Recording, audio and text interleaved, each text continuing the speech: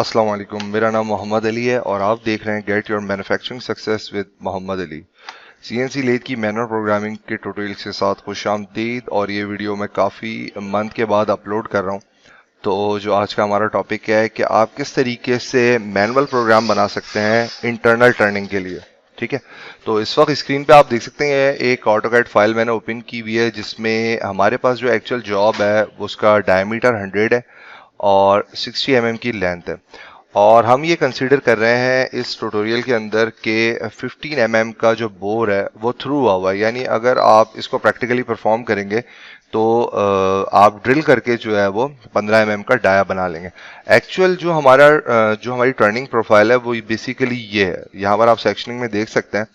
तो मैं इसको ज़रा थोड़ा डिफरेंट मेथड से आपको समझाऊंगा किस तरीके से आपने रफिंग और फिनिशिंग का इंटरनल टर्निंग का प्रोग्राम बनाना है। अच्छा, जब भी आप मैनुअल प्रोग्राम बनाने का इरादा करें तो सबसे पहले काम ये करें कि आप कोऑर्डिनेट्स निकाल लें। और कोऑर्डिनेट्स आपने किन पॉइंट्स के निकालने होते हैं, मिसाल के तौर पे ये मेरी जो है वो इंटरनल टर्निंग प्रोफाइल है। तो जहां जहां पर एंटिटीज अपना बिहेवियर चेंज करेगी वहां वहां पर आपने क्या करते हैं, एक्स और वाई की पोजिशनल वैल्यू कैलकुलेट कर लेनी है। ठीक है, जैसे आप यहाँ पे देख सकते हैं कि एक ये वाला पॉइंट है आपका, देन ये रेडियस आपका यहाँ पे खत्म हो रहा है, ये पॉइंट है। थर्ड पॉइंट आपका ये पोजीशन है, इसी तरीके से फोर्थ ये पोजीशन है, और देन फिफ्थ ये स्ट्रेट पोजीशन। उसके बाद हमारे पास एक बड़ा रेडियस आ रहा है ये, और उसके बाद जेड एक्सिस में ये वाली पोजीशन आपको नजर आ रही है। तो ये तमाम पॉइंट्स आपने इनकी पोजीशनल वैल्यू कैलकुलेट करनी होती है। ठीक है, तो यहाँ पर इस वक्त अगर मैं सिमको पे आपको ओपन करके दिखाऊं तो इन की पोजीशनल वैल्यूज मैंने कैलकुलेट की हुई है। जैसे यहाँ पर इस वक्त आप देख रहे हैं कि ये कर्सर नजर आ रहा है। इस वक्त हमारी जो पोजीशनल वैल्यू है स्टार्ट में वो x 27.3 है और z 0 है। ये मेरा वर्क कोऑर्डिनेट मैं यहाँ पे बनाऊंगा, यानी मेरी जो z एक्सिस और x एक्सिस की वैल्यूज 0 होंगी वो इस पॉइंट पर होंगी, जो कि आप ऑटोकैड की फाइल के अंदर भी देख सकते हैं। ठीक है, तो यहाँ से हमने कैलकुलेट किया ये जो सिलेंड्रिकल वाली डायरेक्शन है ये आपकी x एक्सिस की होगी, और जो आपकी लेंथ वाली डायरेक्शन है वो लेथ मशीन सीएनसी लेथ के ऊपर जेड एक्सिस की होगी। तो सबसे पहले जो हमारा पॉइंट बन रहा है, यानी ये वाला जो स्टार्टिंग पॉइंट बन रहा है, ये इसकी पोजिशनल वैल्यू हमने कैलकुलेट की। तो जनाब ये मेरे पास आ रही है z, ये तमाम वैल्यू z एक्सिस की हैं, z 0 आ रहा है और x इस वक्त आ रहा है मेरे पास 26.8। तो हमने यहाँ पर सॉरी 27 पॉइंट समथिंग आ रही है। ठीक है, ठीक है, तो ये हमने वैल्यूज यहाँ पर पोजिशनल वैल्यूज निकाल दी हैं। सेकंड पॉइंट जो है, तो थोड़ी देर के लिए आपने इसको कंसीडर नहीं करना है कि G01 है G02 ये क्या लिखा हुआ है। आपने सिर्फ फोकस ये करना है कि स्टार्ट में आपने जो भी अपनी आपकी टर्निंग प्रोफाइल है उसका आपने कोऑर्डिनेट निकाल लेना है। तो पहला कोऑर्डिनेट जो है वो 27.3 है, Z0 है। देन हमारे पास जो सेकंड पोजिशनल वैल्यू है यानी रेडियस के बाद वो 26.3 है, जिसमें z एक्सिस अब आप देखें z एक्सिस इस पोजीशन से जितना आगे ट्रेवल करेगा ये सारा माइनस में करेगा। ठीक है, तो अकॉर्डिंग टू द ग्राफ, तो यहाँ पर आप देखें कि z माइनस में 0.5 आ गया है, और डायमीटर यानी यहाँ से लेकर यहाँ तक का जो हमारा डिस्टेंस है वो 26.3 है। उसके बाद स्ट्रेट मूवमेंट हो रही है आगे जनाब, z माइनस 7.25 है। ठीक है, और नेक्स्ट पोजिशनल वैल्यू जो है हमारे पास यहाँ पर अगर मैं क्लिक करूं तो आप ये देख सकते हैं कि x 24.3 है, यानी अगेन सिलेंड्रिकल वाला डिस्टेंस जो है वो x 24.3 z 8.25। इस तरीके से मैंने इसकी तमाम पोजिशनल वैल्यूज निकालनी है। पोजिशनल वैल्यूज निकालने के बाद आपने ये देखना होता है कि आप इस पोजीशन पे खड़े हुए हैं और आपने आपकी नेक्स्ट पोजीशन क्या है। लेट्स सपोज ये आपकी नेक्स्ट पोजीशन है, तो अब ये पोजीशन पे जब आप जा रहे हैं तो आप स्ट्रेट मूवमेंट करते हुए नहीं जा रहे हैं, आप काउंटर क्लॉकवाइज जा रहे हैं।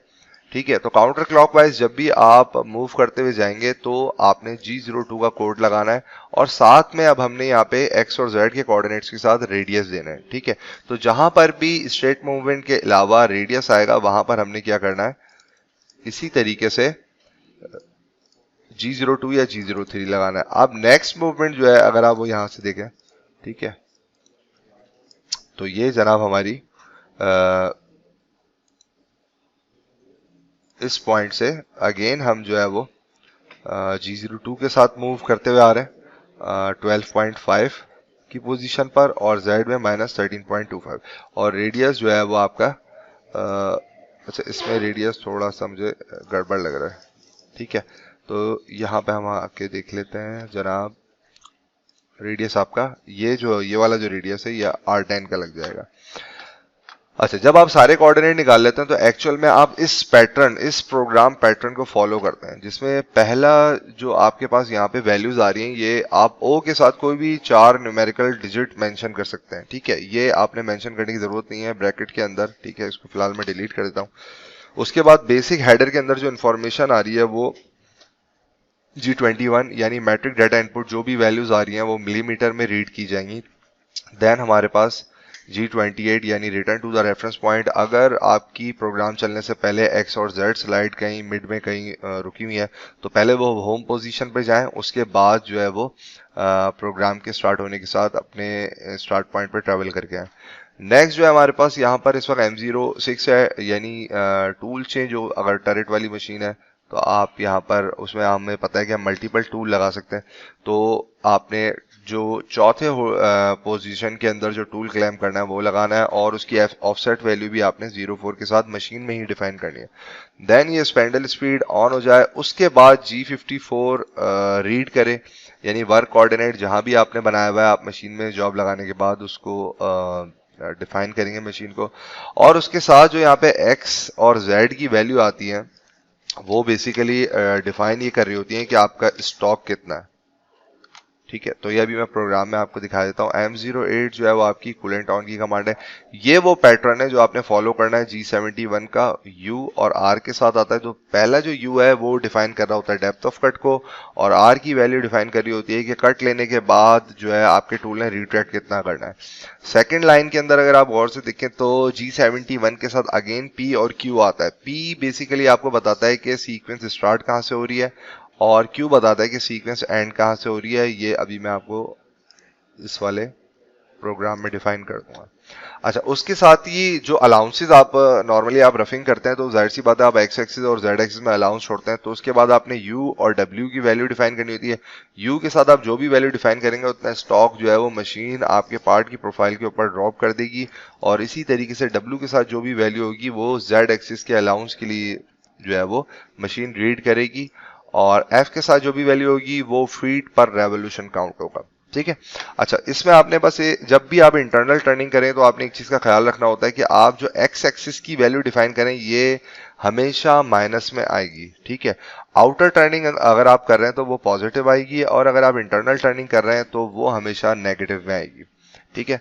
तो यहां से जब N01 जो भी आप P के साथ यहाँ पे न्यूमेरिकल वैल्यू देंगे, N के साथ भी आपने वही न्यूमेरिकल वैल्यू यहाँ पर डिफाइन करनी होगी।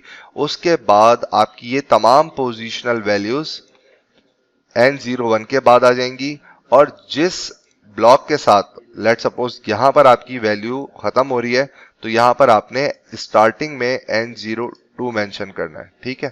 तो इसको अभी हम इस फाइल के अंदर देख लेते हैं, और जैसे ही N02 आप मेंशन करेंगे तो इट्स मीन के प्रोग्राम के अंदर आपकी तमाम जो पोजिशनल वैल्यू है वो खत्म हो गई हैं, और उसके बाद आप प्रोग्राम को एंड कर सकते हैं। यहाँ पर एंड करने से पहले G70 की कमांड आ रही है, और G70 की कमांड आपको बताती है फिनिशिंग का साइकिल। ये देख सकते हैं आप यहाँ पे G70 basically profile finishing cycle है।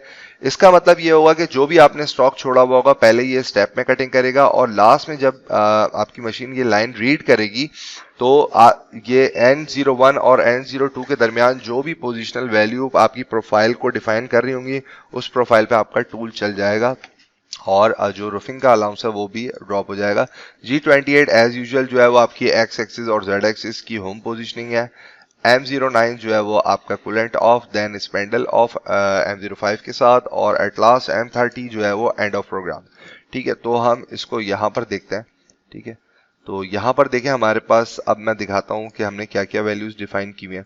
G21 as usual input in metric, G28 आपकी X और Z की होम पोजीशन, यहाँ टूल चेंज आ गया, M03 के साथ स्पेंडल स्पीड मैंने डिफाइन कर दी। और ये पैटर्न बिल्कुल एज इट इज आपने जो है वो कॉपी करके प्रोग्राम बनाना है जब स्टार्ट में आप प्रैक्टिस करें G54 के साथ। अब ये जो आपके पास X की वैल्यू आ रही है ये बेसिकली स्टॉक बता रही है आपका, यानी यहाँ ये पोजीशन बता रही है, ठीक है। यानी यहां से आपका स्टॉक जो है वो स्टार्ट हो रहा है। क्योंकि ये इंटरनल टर्निंग है इसलिए छोटी वैल्यू से हम बड़ी वैल्यू की तरफ जाएंगे X में। और Z हमने यहाँ पे +1 रखा हुआ है, यानी कोऑर्डिनेट से जब आपका टूल स्टार्ट होगा तो वो 0 से स्टार्ट नहीं होगा, वो बेसिकली +1 mm से स्टार्ट होगा, ठीक है। तो ये सेफ साइड है, आप इसको रख सकते हैं। नेक्स्ट हमारी G71 की लाइन के साथ आप यहाँ पे देख सकते हैं कि जो U डिफाइन हुआ हुआ है ये डेप्थ ऑफ कट है और R जो है ये रिट्रैक्ट है, यानी 0.1 के स्लाइसिस के साथ जो है वो ये इंटरनल टर्निंग करनी है और हर स्लाइस काटने के बाद 0.5 का रिट्रैक्ट करके टूल को बाहर की तरफ आना है।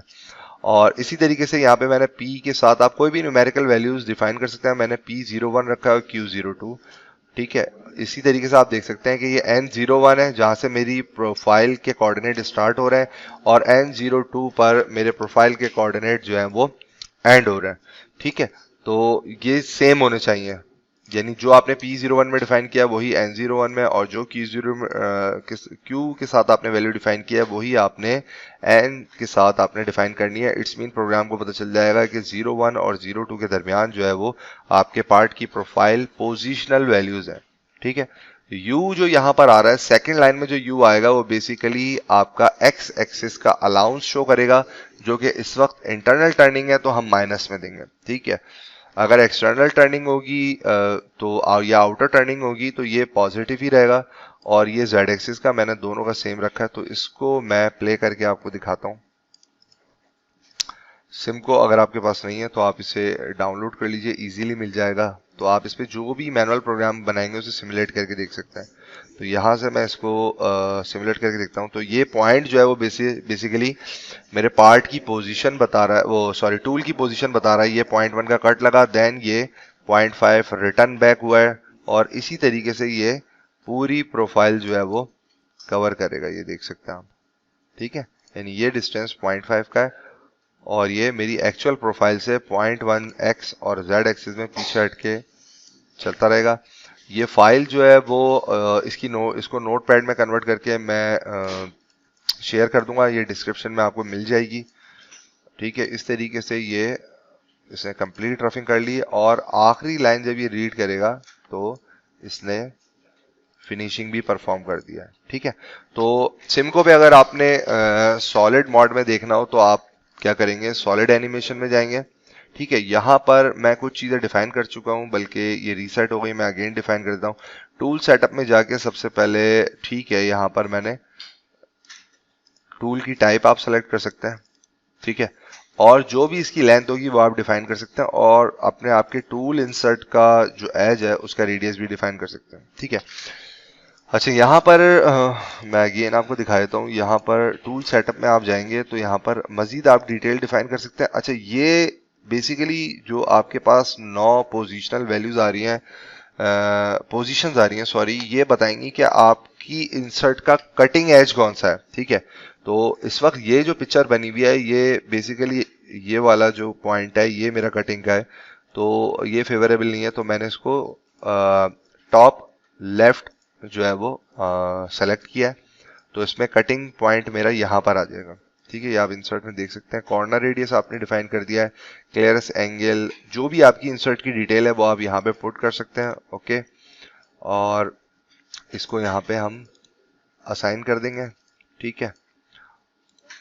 और सॉलिड सेटअप के साथ अब मैं यहाँ पर जो स्केच बना हुआ था इसमें से मैं डायमीटर और लेंथ प्लस इंटरनल बोर, ये यहाँ पर मैं सिमको में डिफाइन कर दूंगा। तो टोटल डायमीटर जो है वो 100 है और लेंथ जो है वो 60 mm है। Z की पोजीशन 0 है यहाँ पे और इंटरनल डायमीटर जो है उसका रेडियस 7.5 करता हूँ, ठीक है, ओके, ठीक है। तो इस वक्त अगर आप देखें, अच्छा इसमें इंटरनल बोर ऐड नहीं हुआ है,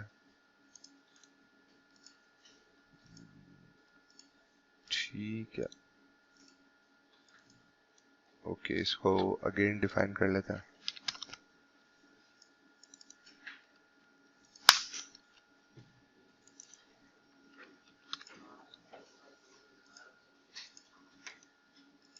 ठीक है, तो ये आ गया हमारे पास।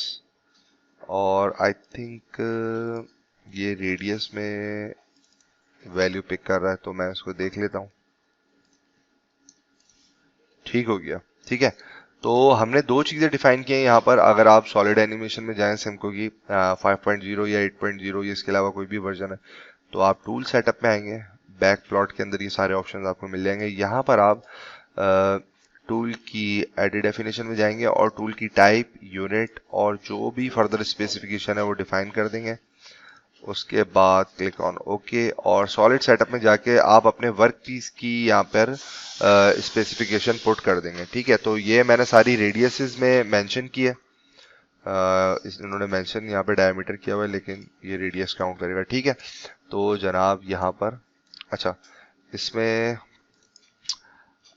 यहाँ से मैं आपको जूम जनरेट सॉलिड के अंदर आप देख सकते हैं, तो यहाँ से अब हमें सॉलिड मशीनिंग होती हुई नजर आएगी। अच्छा, ये एक्चुअल में लेंथ हमारी 60 हाफ नहीं आएगी, क्योंकि सिर्फ रेडियस की वैल्यू जो है वो हाफ आएगी। यहाँ से मैं इसको, ठीक है, और सॉलिड सेटअप में जाके लेट सपोज मैं इसको 5 कर देता हूँ। ओके, तो यहाँ से हम इसको प्ले करके देखते हैं। तो ये आपने देखा कि ओवरऑल हमारा इंटरनल बोर्ड जो है वो मशीनिंग हो गया है। इसका सेक्शन व्यू नज़र आ रहा है। ठीक है, और यहाँ पर भी आप देख सकते हैं एक माइनर सा, यहाँ से हमें अपना रेडियस नज़र आ रहा है।